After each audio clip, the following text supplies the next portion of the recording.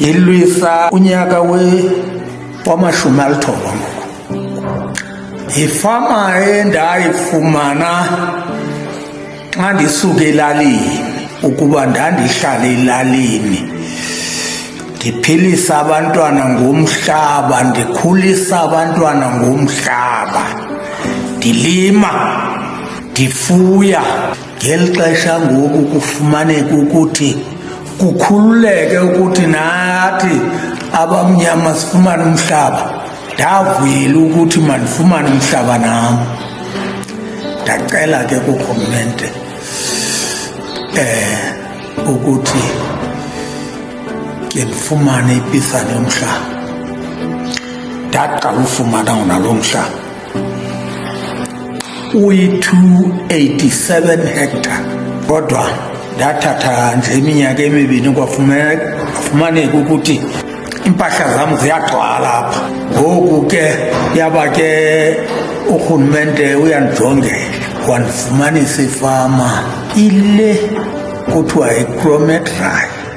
Inkulwana ke yona kunale, iyenza 1118 hectares. Namadlelo wacaca ukuthi ke ngoku hayi ndifumana usebenza pha. Nangoku oonyana bakhona phaa basebenza. Njengoba ndigula ngoku sindihlala apha kule nesi yam ngoku, ndivuya kakhulu ukuthi ke ngoku unyaka nemvula. Ndivuya kakhulu ukuba ngoku noba ndifile mna ndiyazi kakuhle akho mntana nomnye ongabulalwa yindlala, ongeke akwazi ukhulisa abantwana.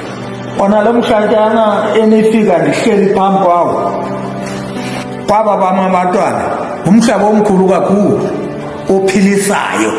Asithi umhlaba mncinci, umhlaba usebenza ngokulingana. Noba mncinci uyasebenza, kanti xa umkhulu ke khona ukhupha imali.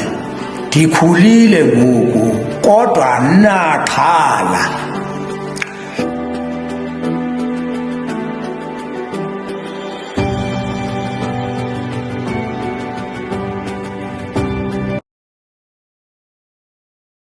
Lo myalezo ndiwuphathelwe liSebe lezoLimo.